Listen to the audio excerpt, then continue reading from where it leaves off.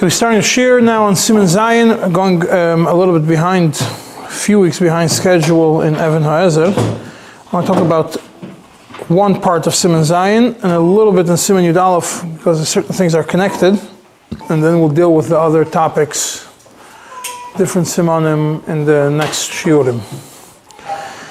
Siman Zayin, from the beginning through Seif Yud Aleph and including up to and including Seif Yud Aleph, discusses the dinim of a shvuya.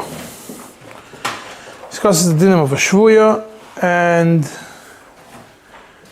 by extension, a lot of these would. What does shvuya mean? Shvuya doesn't only mean captured by soldiers or captured. There's a whole discussion if it's shvuya aliske nefashos, aliske moment. The same thing seemingly would apply also to someone who is in jail. The question is, does it apply today? So it's interesting, right in the beginning of Aruch HaShulchan and Siman Zayin, the beginning of Aruch HaShulchan, he gives a beautiful introduction to this siman with a nice conclusion in the end. He says, in the time of the Gemara, Hayukama umois pruim behan hagosum. And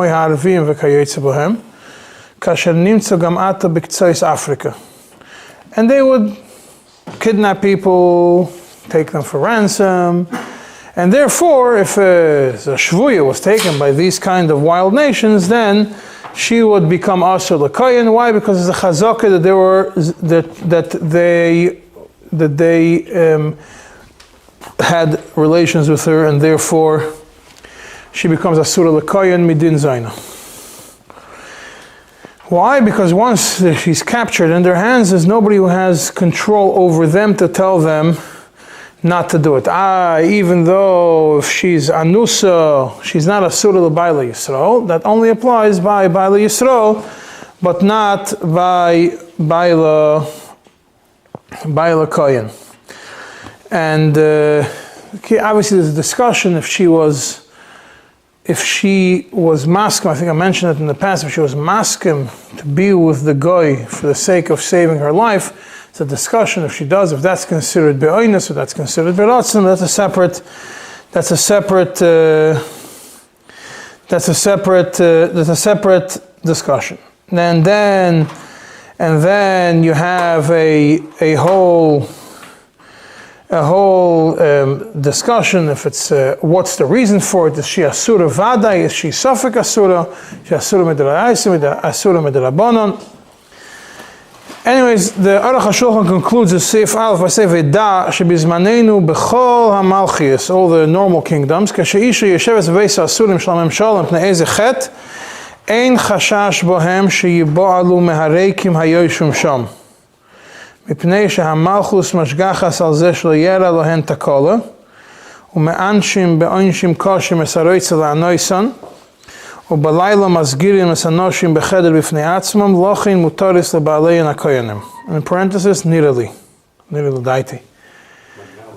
So that is already, and essentially that is how we paskin, practically speaking, that in the normal situations, we are not going to say, oh, a woman was in jail, she's automatically asura l'kahuna medin shvuya. Rather, we will use this Aruch HaShulchan to say that it's not a problem. Obviously, everything depends on the dayan case, and there are certain elements sometimes you might have to take into consideration. Other things, if a person is a soldier and the soldier got captured, there might be a different scenario. That might be a different din of shvuya. If it's captured by armies which do not follow standard codes of behavior. But essentially, that's the whole din of shvuya are not so applicable in today's day and age. The main part of Siman Yud Aleph, which is applicable today, of Siman Zayin, which is applicable today, really starts in Seif Yud Aleph, in the middle of Seif Yud Aleph, where we start discussing the Isur of Challala. The end of in Seif Yud Aleph, you have 2 points in the Ramah, which I'm going to discuss, and then we're going to go into the dinim of Challala in Siman Zayin. And again, what you just said about by war. Mm-hmm. Let's say if an army is capturing a city, Ukraine or something, so then all No. Lavdafka, you have to know if the army is following the rules or not. I have no idea. But it's something to think about and something to ask. If one woman could escape, whatever, no? Right, if a woman could escape, and they'll do every way to figure out how to escape. We don't know. I'm saying, I don't know the Metzias. I'm not talking about conquering a city. I'm talking about when they get taken as captive. The soldier is taken as a captive. That's a different gather. Soldier is taken as a captive. It's not the regular jail systems where there are laws. Versus non-soldier or Bechal being captured? Being captured, not the city being captured. The person, whether it's a soldier or somebody they don't put people in jail just for being in the city. When they capture a city, they put people in jail, either the soldiers or people that they feel supported those. But that's chaos. I mean, chaos is in the army. So there is a chaos in the army, but if an army runs in a normal way, soldiers are careful what they're doing because they could get sanctioned. If an army is not being run normally, and there's no sanctions, then it's different. So that's what I'm saying. Every case is different. The point is the idea of a shvuya is not so applicable in the regular scenarios today unless it's a time of war. Just because being in jail, even for money or for other reasons, is not enough of a reason to brand somebody as a shvuya.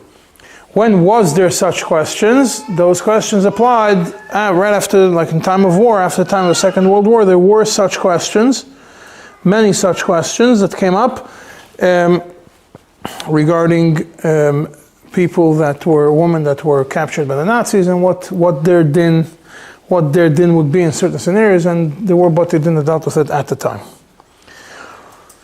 The Ramah in the middle of Sif Yud Aleph discusses a scenario after they finish discussing the Shvuya.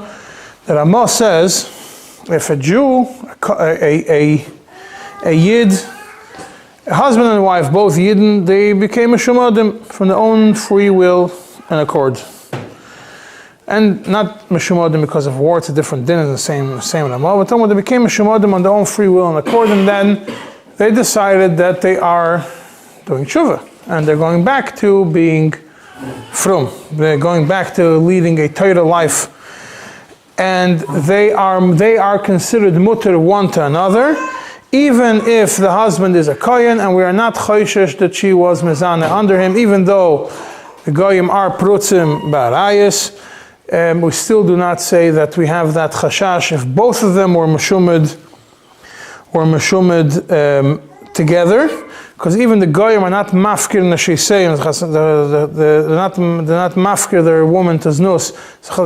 And the Beis Shmuel, both of them say that. And there's a whole discussion. So why aren't you choishesh? Maybe she was mezana b'seiser. She was with her. She became a goy for this amount of time. Maybe she was mezana b'seiser. So the Maram of Rothenburg, in his Chuvas, in Tfus Prague, Siman Tov Reish Chof, has a whole interesting back and forth discussion about this. There's different Chuvas from different Rabbanim. Over there, a good 5 or 6 Rabbanim that voice their opinion in a specific case. Some of them say that you are choishesh that she was mezana b'seiser. Some of them say that we're not choishesh that she was. The Maram Rothenburg seems like he says we're not choishesh mezana b'seiser because she's choishesh, maybe the noyef will go, the boil will dreizach around her, and the husband will find, and she will get herself in trouble. And then there's some of the Maram Minsel Mashal, and does hold that we are choishesh that she was mezana b'seiser. But the way it says in Shulchan Aruch is we're not choishesh that we don't say that she is asura to her husband who is a kohen. The question becomes, what happens if there was an issue of yichud with a goy? If she was nesyached with a goy, what is the din? Do we still say that she has that if she was neshtamet together with her husband, we still have that chazaka of kasha, so to speak, that she's not a surah leba'ala? And mashma from the Beis Shmuel that it's still not a problem, even if she was nesyached with a goy. But if you look in the Nesivos L'Shabbos, which is the beard of the Hafla on Even HaEzer, he says that no, it only applies when she was not Nesiachad with the Goy. Once she was Nesiachad with the Goy, she becomes Asura to her husband who is a Kohen. Now what happens if she says, they were Nishtama together, and she comes and she says, Nitmesi, I was with somebody, she was Mezana.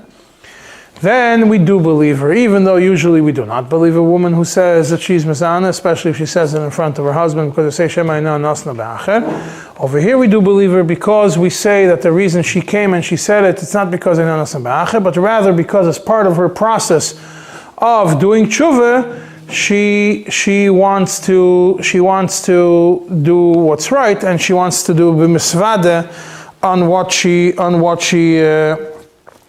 she did wrong. That's also mentioned in one of the tshuvas in the Maram Rothenburg, one of the 5-6 Rabbanim. That's one of them who discusses if she says that she's nitma, she is ne'eman. So it's an interesting nekuda which is brought in the Bar Heitev on this halacha, where the Bar Heitev brings from the Shas Tshuvas Parach Mata'arin, where he mentions that even though she's not Asura Leba'ala, when they both were nishtamed together and came back and did tshuva together, they still has to be Gimel Chodshei Avchana, to be mavchim between a zera, which is a Safek Mamzer, and a zera, which is kosher.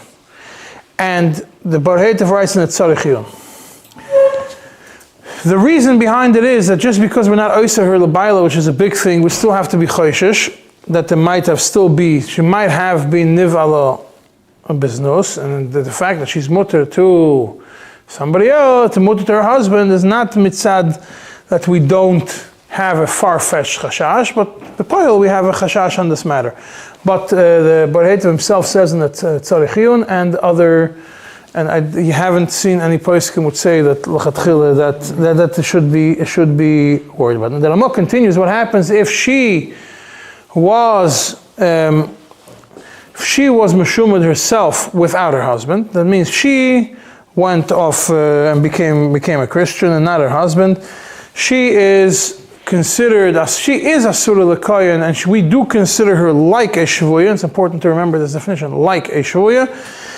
And even after, and obviously after she comes back to Judaism, she's still not allowed to go to her husband who is a Kohen, and she's not even allowed to go back to her husband who is a Yisrael midin shvuya. Why? What's the reason for it? The same Maram of Rothenburg has an interesting line where he says the majority of people who become a Shemodim, essentially the majority of people who go off the derech, is because of chimud arayos. They want to have more freedom in that department of their life, and therefore they find an alternative religion, an alternative lifestyle which allows them to get away with other things. And therefore, if we see that only one of them was meshumad, if only the wife was meshumad, obviously the reason would be, definitely a majority of it is because of chimud arayos. If the reason is because of chimud arayos, obviously we have to be choshesh for arayos, and therefore she's asura. The Ramah brings a yesh omrim, and the Ramah says it as a yesh omrim, which is very, very interesting, that even in such a scenario, she is mutter. The Ramah brings it as a yesh omrim, in the same continuation of the Ramah, that even if only she was nishtamed and not her husband, she's still muteres l'bayla. And the Beis Shmuel and a lot of other people have a whole discussion. Yisrael or Kain? Mashma even Kain, that's what it looks like. That's what the Lashon over there looks like, but it's not. Chagas Mechoykik and the Beis Shmuel, both of them have a question. How does that make sense? There is no such a yesh omrim, and it makes absolutely no sense to say such a thing. And if you look at the poskim, the vast majority of them say that you can't paskin like this yesh omrim in the Ramah, even though the Ramah brings it as a yesh omrim. Sai because they didn't find a makar for it. Sai because it doesn't make sense with the rest of the discussion on this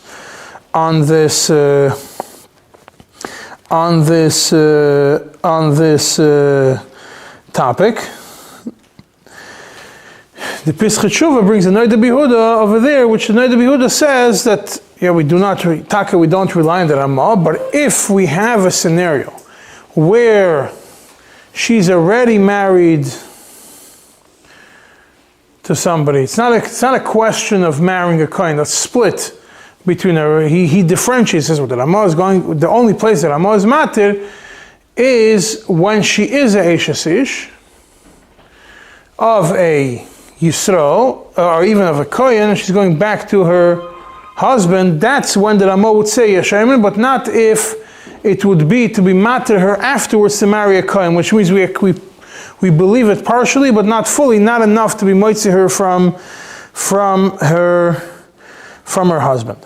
The Ramah then continues, if a woman wasn't misyached with goyim, she does not become asura l'bayla. Even though she did something wrong, and obviously the issur of Yahud applies over here, still in all, she does not become asura l'bayla, even if there was a koil's nose, and even if she, and the Bnei takes it a little bit further, it says, even if she says that she was nitma, and there is a koil, that a koil's nose, still the according to the first opinion in the Ramah, we don't believe her, and she does not become asura l'bayla, that the Bezdin should pass and she's asura l'bayla. There is a different halacha in Hilchos Gittin, and that even in העזר you see it somewhere else, but the Moitzis Ish Machmas Yetzel Hashem Ra, if it's but that's not a chiyuv on the husband to do it. It's a mitzvah legarish, not a chiyuv legarish. So every With going even if she was over sure she was a staff, she did no. Yeah, but if she's what for a kohen? First of all, she's asura l'bayla. She's not the kid is not a mamzer, but she's asura l'bayla, regardless. Because mal mal v'bayla. What was the modern version? What would be the modern application of this? We'll get to it in a second. And some people, and then the other Yeshem that Ramah says that even without a koil, if she says she was nitma, she is asura l'bayla. The Ramah doesn't bring it here. Sorry, the Beis Shmuel brings it in Siman Kuf Tezvav that if there is even without a koil, she could say that she was nitma. But over here, if you look in the Bar Heitev, where he brings the name of Shus Yaakov, that even if she says that she was nitma and she's a koil, she's still muteres. Now the Ramah continues. What happens if she was nisyached for the purpose of znos? And what does that mean? She was nisyached for the purpose of znos. You look in the Chaykim Beis Shmuel that they were talking about these kinds of topics right before the Yahud.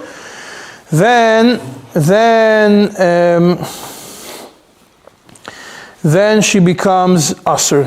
She becomes asura l'bayla, and the Chalkas Mechaykik disagrees with the Ramah and says even in such a scenario, she is muteres l'bayla, even if bayla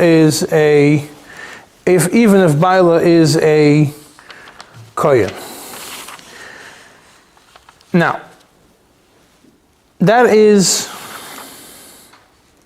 this Ramah in If Yud Aleph and Siman Zayin.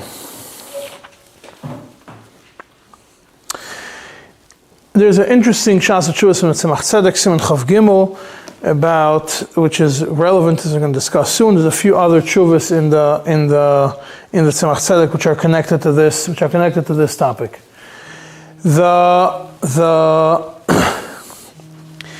I'm going to jump now to Siman Yud Aleph for a few minutes, just to discuss some topics. Now I want to go back to the Tzemach Tzedek, and then we'll go to the continuation of Siman Zayin.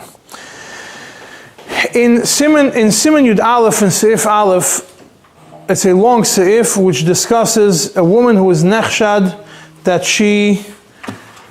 a woman that were choshud on her, that she was over on the issur of Eishes Ish.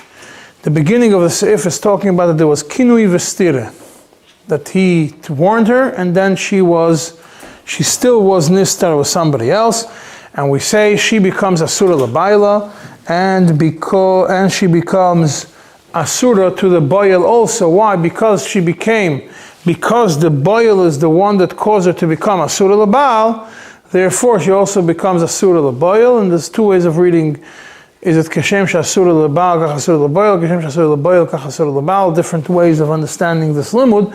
But that is the idea over there, that she becomes asura side to her husband and side to the bayil. So much so, in such a scenario, when there is kinui and afterwards a stira, if she gets married to the bayil, then the halacha is teitze. But what happens if there was no kinui stira? And what happens afterwards? But you have Eidim which came, Eidim which say that they found a davar mechayar, and this is what we're going to call an Eidei Kiur, which are Eidim that saw something which was mechur, and there's a whole list of examples. Some of the examples are from the Gemara, some of the examples are from the Rambam. The Rambam puts all of them as one package, and the reason that Rambam puts all of them as one package, because he compares all the davar mechurs are enough to be able to trigger this Isser. If they were in the same room together and the door was locked, they went in. If they were in a dark place at night, which is the usual place to do it. If they were visibly kissing each other and stuff like that. And essentially anything which falls into the category of kiur, which is lefira oiseni dayanim, the way the dayanim would deal with the case they're going to deal with. And then in such a scenario, the Bezdin does not force the husband to divorce her. But if the husband already divorced her, she cannot remain with the bayil. And then there's a discussion, if she gets married already to the bayil, does she have to get divorced from him, or she doesn't have to get divorced from him? There's an interesting maharik which is brought in the Beis Yosef over there, that the Bezdin has no obligation to do research on such things. The only time they deal with it is if the Eidim come and bring it up, then the Bezdin has an obligation to research it further. But Stamazoi, based on a rumor, there's no reason to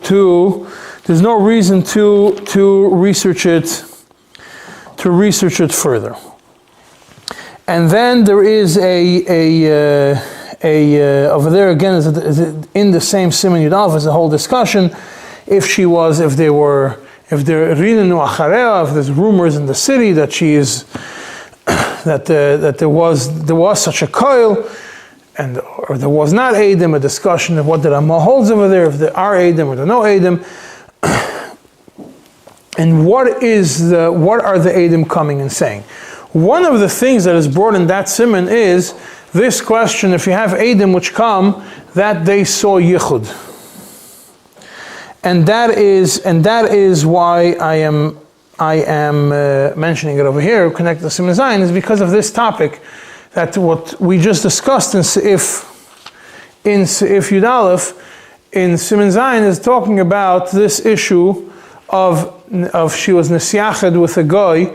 Does she become asura l'bayla koyin or not? When does she become asura l'bayla koyin or not?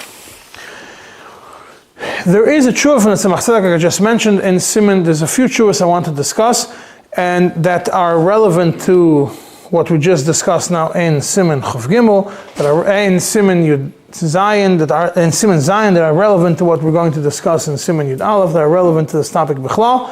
I'm not going to go through all of them. I'm just going to give you pointers of some of them, the ones that I think that have what to learn from, and one that I'm not going to have a chance to explain to you today, already based on the time. Siman Chav Gimel. He's talking about a case where Eishes Koyin went to a guy to ask for her husband's safety. And she needed something for the sake of her husband. It was a minister, and she went there with somebody who was supposed to be her shomer, and she came back home after a day or after a half a day, and she tells her husband, who is a kohen, Nasti, I was raped. Is she neman or not? All right? And over there, towards the end of the Siman Chav Gimel over there in the Tzemach Tzedek, at the beginning, the first few oisios are not so connected to the Siman. There's an interesting discussion right at the end of the tshuva about the din of Yahud. And the question is whether Yahud, together with a taina of nitmeisi, makes a woman asur or not. Because we mentioned before that there is there's a discussion if she was, when is she neman to say that she is nitmesi. So he says that if there are Eidei Yachud together with a Taina, if there were Eidei Yachud that saw this Eishes Kohen being together with the Goysha minister, and then she comes and she says nitmesi, then you do believe her. Whether she says that it was Berasim, whether she says it was Ba'inus. But if there is no Edom, and she comes and she says nitmesi, even though she was Nisyachad with the Goy, we just don't know about it. We know that she went to the Goy. We don't have two Edom that say that there was Yachud with the Goy, but we know she went there. And she says nitmesi, she is not Ne'eman, Beis Din does not believe her. Obviously, if the husband says that I believe her, then we taka have a problem.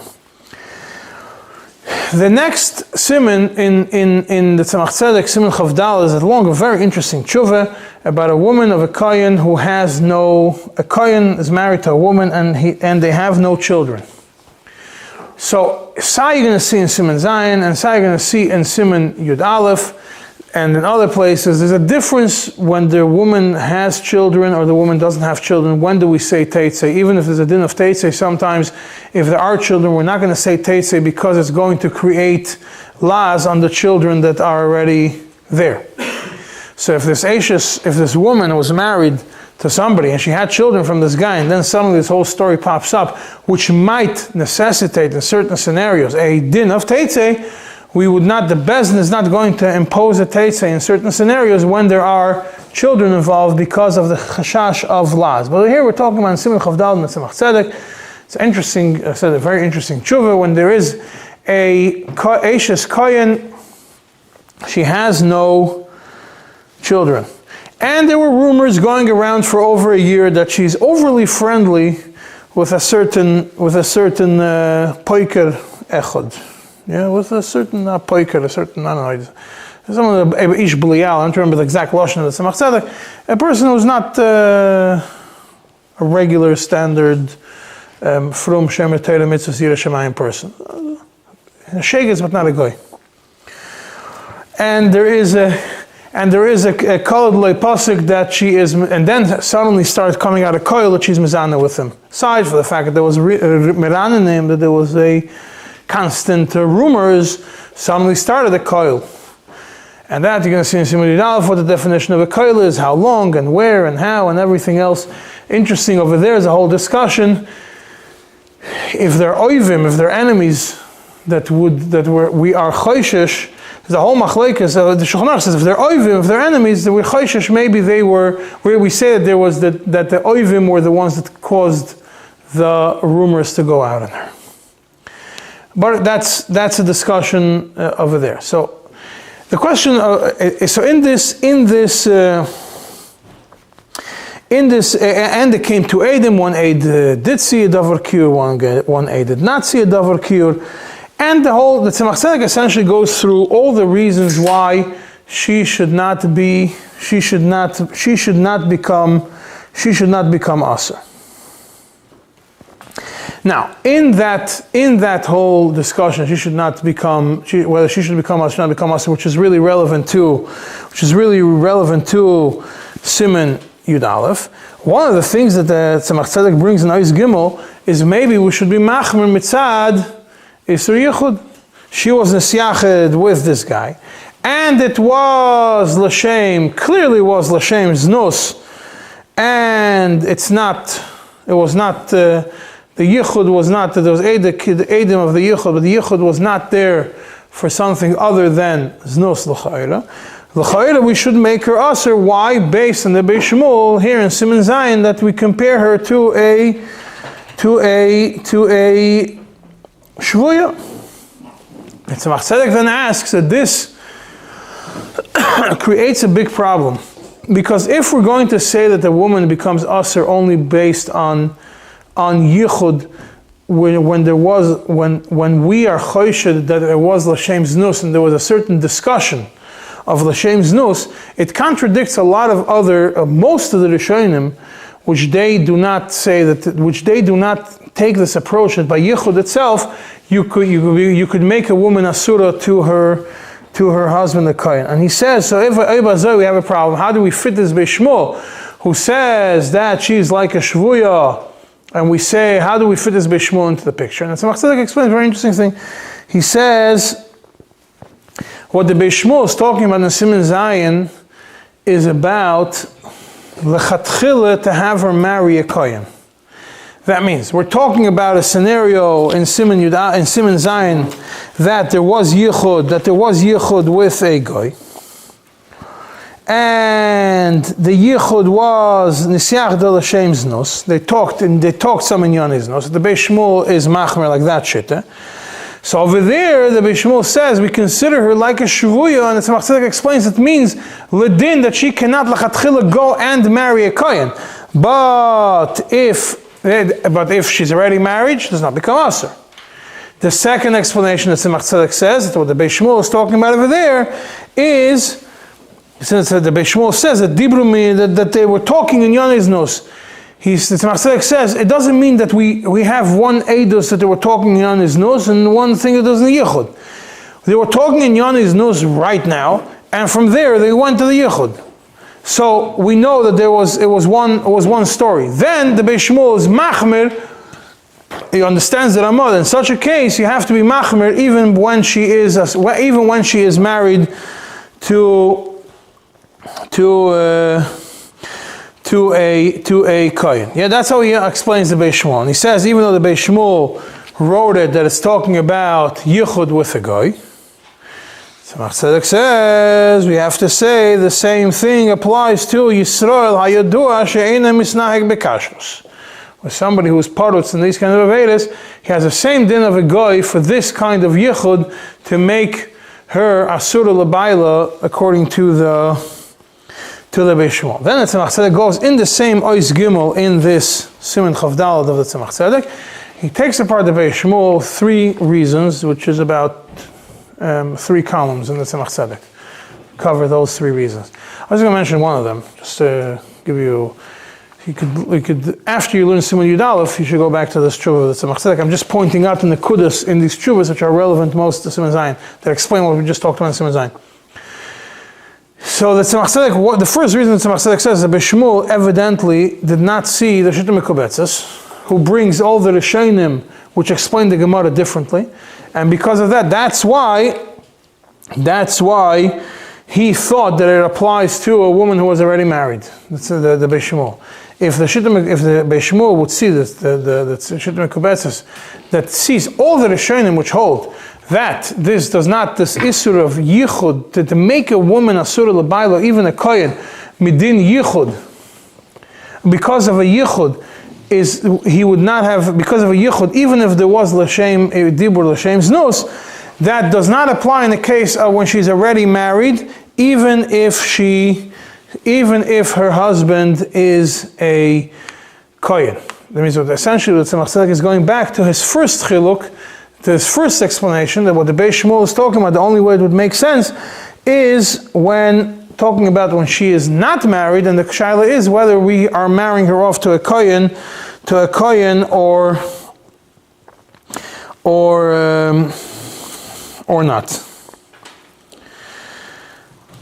And towards the end of the tshuva and Oisei over there, Tzemach Tzedek, after he explains arichus, why to be matir and why you can't say that an Eishes Kohen should be different than a regular woman. And it is interesting that in Ois Beis of the same Tzemach Tzedek, he brings from the Alter Rebbe that we mentioned, the Tshuva in Alter Rebbe, that if you have a masla, we don't, not in a different case of kahuna, we do not make a difference between an Eishes Kohen and an Eishes Yisrael. And the Tzemach Tzedek explains that the reason is, yes, there are certain scenarios where we're machmir more by Eishes Kohen, but that is only in something which if it would happen to a Yisrael, we would make it also for the Yisrael also. But if it's something which if it would happen to a Yisrael, to Eishes Yisrael, we would not be Oiser, by a Kohen also, we're not going to be more machmir by a Kohen mitzad maila also b'yuchsin, or whatever it is, that the Kohenim were nagu more chumrus by them, we are not going to be machmer by a kohen. So that's not that Tzemach Tzedek says you can't go over here in every case, aside from the fact that Maram Lublin is matter by Eshes Kohen, you can't go and say that we should be more machmer in this case because it's an Eshes Kohen. Why? Because if it will be Eshes Yisrael, we for sure would not be machmer on such a scenario. But the Tzemach Tzedek concludes in the same tshuva in Ois Hey, this whole thing is only talking about for the Bezdin to force him to divorce her. But Mikol Makom, he has to divorce her, it's a mitzvah on him to be Megadash her because of all this, what's going on. And if he's not Megadash her, he's considered a Rasha. And then the Tzemach Tzedek goes to the whole discussion of the next two columns, whether she's entitled to a ksuba or not. First he brings a svara that the ksuba she will only lose if there is a dekiyur. And then he explains at length to Tzemach Tzedek that, no, according to the Rambam, she would lose her ksuba b'chlal in such a scenario. And it seems like, even though Tzemach Tzedek does not give a conclusion, that he is machmir like the shita of the Rambam. There's another tshuva similar, This idea that when only if you're machmer by Eshes Kohen, if by Yisrael would be Eizer, that's across the board, like Tzemach Tzedek used it in this case, which is pretty extreme. think about Anusa. No, we're not talking about this. We're not talking about this. We're talking about a dekiyur and the rumors and these kinds of things. These things that were not within those cases, we were not going to take an approach that she should be more machmer by a Eshes Kohen or Eshes Yisrael. That we're more machmer by Eshes Kohen, even by things that by Eshes Yisrael won't matter. But now when it comes to Eidei Kiyur and those kinds of things, that's what he's talking about the Eidei Kiyur and not when we have Shvuya or something, we have what's strong. We're talking about when there's rumors, when there's Eidim that saw nothing, nobody saw really something clear over there. In Siman Chavtesa, the Tzemach Tzedek is not such a long tshuva. It's talking about also Eidei Kiyur that came and they said that a certain woman was misyached many times with a goy. Not only was she misyached with a goy, when the husband was in town, the goy slept in her house. Well, we don't know more than that. We have two eidim. One aid saw them mostly naked, and the second aid saw some other kind of kiyur, which was not so serious. And the Bezdin warned her, that guy can't walk into your house. And one Friday night late at night, a guy did come to the house and the husband wasn't there. And the Tzemach Tzedek starts in Ois Aleph, he starts in this tshuva, he goes fakert, and he started in the tshuva I just mentioned before in Siman Chavdaled. Over there, he first starts by saying why she's mutter, then he says why the Bezdin doesn't force her, but it's a mitzvah legarish. Over here, it starts fakert. It's a mitzvah legarish. Even if it was Vagrishin. And if he's not Megarish, he's called a Rasha, whether there are children, whether there are no children. But he says no, he's based, but the Bezdin can't force her to make her Asura Leba'ala even if there is a Koil. Why? Because in this scenario she has kids. In this scenario she has kids. That's how the Tzemach Tzedek starts. He says, but still, maybe in such a scenario that it's so blatant that we could compare it to a woman which was Roichetz with man, that she should become Asura Leba'ala even though she has kids, because we consider it like a Raglaim L'davar. So Tzemach Tzedek continues in Ois Gimel, Take, if it would be for the purpose of Mrs. Bezdin, this would not be enough to make her die, Mitzad Mrs. Bezdin. But to make her Asura Leba'ala, it is. And Tzemach Tzedek concludes in Ois Daled, 4 reasons why she should become Asura Leba'ala. There's Eidei Kiyur, there's Koil D'Loi Pasuk. She was nisyached with a goy adaita the niyuf, with the idea of adaita the znus, and there was one kiyur which was that one of the Edom saw kiyur which was really terrible, and that's why he's is noit in such a scenario where those yachod of a goy and afterwards there was kiyur to be able to make her asura l'bayla. That is the Tzemach Tzedek I wanted to discuss. There's actually a lot more, a lot other Tzemach Tzedeks in this topic. You go from Sayin Chelik Aleph of the Chuvas of Tzemach Tzedek and Sayin Chelik Gimel of Ezer, because you have Chelik Aleph and then Chelik Beis is Gittin, which is already from the first print. Then comes Chelik Gimel, which is the Isofis that they have. For example, in Siman Lamed Gimel in Ezer of Tzemach Tzedek, which is connected to Siman Shin Lamed Beis and Siman Shin Lamed Gimel in the end of the book, which all seems to be the same story, is also talking about a case where that's not directly connected to here. It's a woman who claims that she claimed that it was be'oinus. Anyways, we're going to go back to Siman Yud Aleph, to Siman Zayin now. So I did mention what was in Sif Yud Aleph. I'm going to move to Sif Yud Beis. Sif Yud Beis starts, what is the din of a Chalala? What is a Chalala? Sorry, what is a Chalala? Because we discussed in Siman Vav the Isser of Zaina and the Isser of Grusha was also mentioned that if a kohen, a Shivcha Giyoris, Giyoris is part of Isser Zaina, all these are Asurim l'kohen. The question is, what's the Chalala which is Asura to a kohen? The Chalala which is Asura to a kohen is obviously a kohen who was with a woman who is Asura to him, like a Zaina, Grusha, or something like that, and she becomes, then the kid that's born, the daughter that's born, is a Chalala. And that daughter is not allowed to marry a kohen. But the Shulchan Aruch already points out to you in Sif Yud Gimel, the kohen himself does not become a Chalal by living with such a woman. A kohen is not neschal mikdushase by the mere fact that he was with a grusha or a zaina. But that's only if Baalel.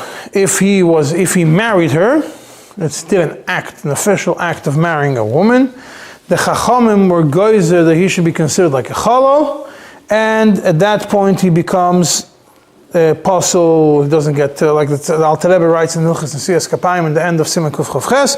Konsu Chachamim, the Chachamim made a knas on a kohen, even though he himself is not a Chalal, they were mechal his kedusha. And the Alter Rebbe writes, Ein noyagim boy kedusha afilu likres b'toyre rishon. Can't get the aliyah of kohen, which implies that he could get other aliyahs, like Yisrael maybe, and because Chacham were kindness that he loses, he's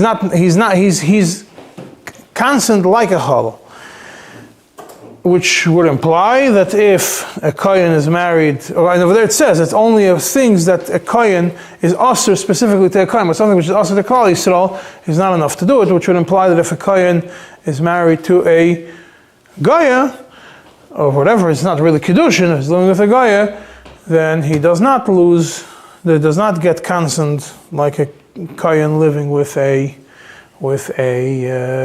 grusha, married to a grusha. Now, to receive she doesn't get aliyas anyways. Yeah. Now, what happens to this kohen? He's allowed to receive aliyah of Yisrael. Let's say Gismoshe, Tshuva v'Gismoshe, you're allowed to receive aliyah of Yisrael. Now, there is an interesting letter from the Rebbe it's printed in Shalach Ominag and printed in Shulchan Menachem. I don't know why it's in Ezer, but that's where they put it. A kohen who married a Giyoris, and the Rebbe over there says mitzad chashash of pritzus and prikasel, people are going to look at it the wrong way in shul. Kohenis him not to give him any aliyas, which means not even Yisrael.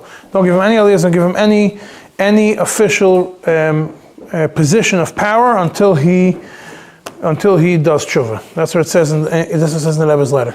And that obviously would imply also if a kohen is married to a shiksa, but it's only in a place where obviously there is this chashash of frikasel. If you're going to make exera in your town and certain cities that you're not giving aliyas to people who are married to goyas or stuff like that, you're not going to have enough people to get the aliyas. So the Rebbe is writing about a kohen.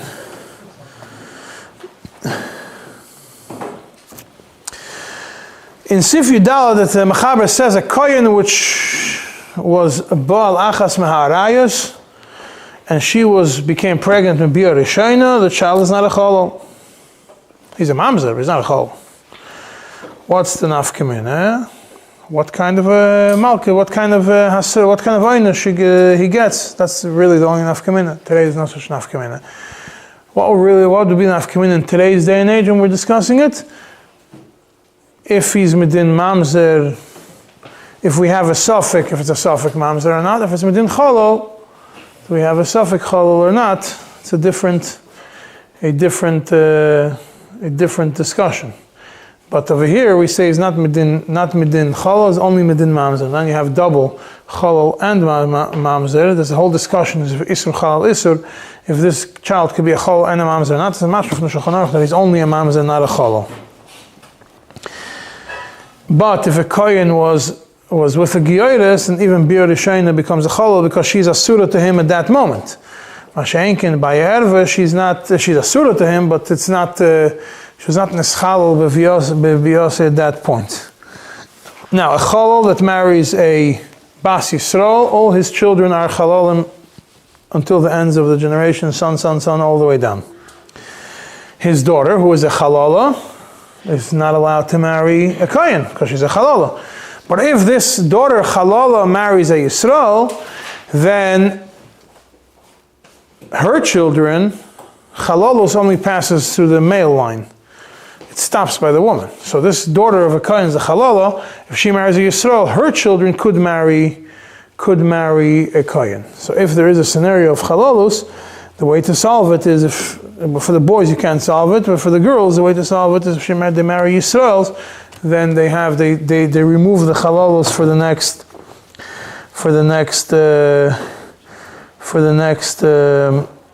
generation. In Eis Yud Zayin, something which we already learned in Siman Daled in two places, that a Bas Yisrael, before we go to Bas Yisrael, the main concept, the main issue of chalalos that comes up, there's tshuvas that were written in the last generation about women that were in certain,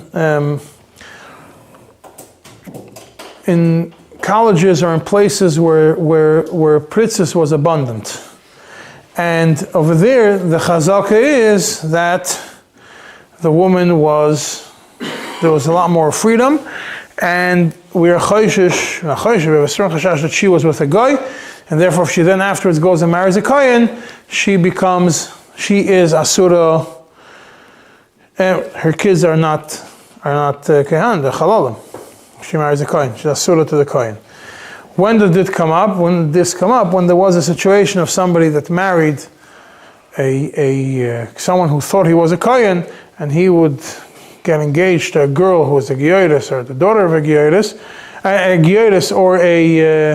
or a grusha, and then you do the research, and that's when you discover these kind of things. But to do it to start looking for these kinds of things and say chazaka, every woman that was in college is with a guy, is a problem. We do it.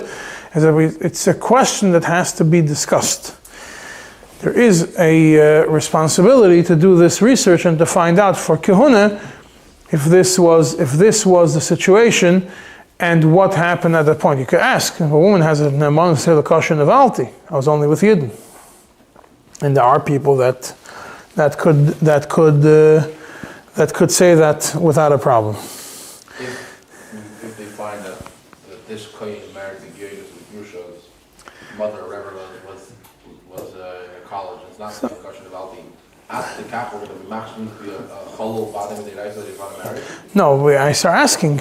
You start asking questions to the mother, but it already puts a question mark. So then, if anything, it should be like a suffix cholol. Not a suffix cholol. Not a suffix cholol. Like a vadei cholol. Now, in Sif Yud Zayin, it discusses, like I said, something which we discussed in Siman Daled, a daughter of a Jewish woman and a guy, that she is pogum lekehuna. Pogum lekehuna, we already discussed over there, that if she gets married, that lechatchila she should not marry a kohen. If she marries a kohen lo teitze, what is the din of the children? if you look in the Chalkas Mechaykin the Beishmul and Siman Daled on Sif Hey, it looks like the children are Chalalim. If you look in the Chalkas Mechaykin here, it looks like the children are not Chalalim. And there are Achronim which discuss the stira between the two places. Now, not only Imnisis Loiteitze, even if she's Meshudach, also Loiteitze, that is discussed in the Shas HaTshuvas of, it's based on the Taisvus, it's other Rishonim, but if you want to get a full clarity, there's a Tshuva from Avad Yosef and Yabi Omer Chelik Yud, Even Aizer Siman Yudalad, a long Tshuva, Chelik Yud, Even Aizer Siman Yudalad, Yabi Omer, where he goes through this topic at length and he explains why Meshudeches, if a Peguma Lekahuna who's Meshudach to a Kohen is already considered a B'diavad just like a Nesua, if she was a Peguma which is already married, that we say Loi Imnises Loi Teitzing.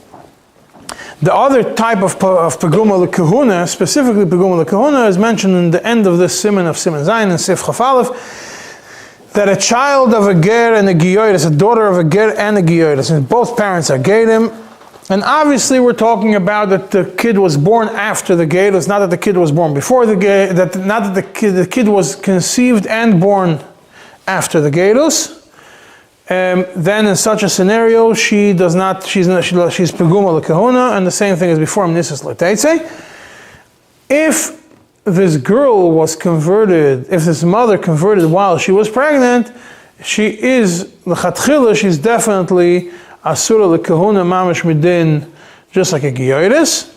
And obviously we're going to discuss, there is a discussion whether if there is a svara to be matir in such a scenario, but the halacha we are not matir. But the case that we're talking about over here, that she's only peguma lekahuna, is when both of her parents are gerim, but there was conception and the birth completely after the gerus, and she's peguma. And again, imnises in such a scenario, imnises loy teitzei.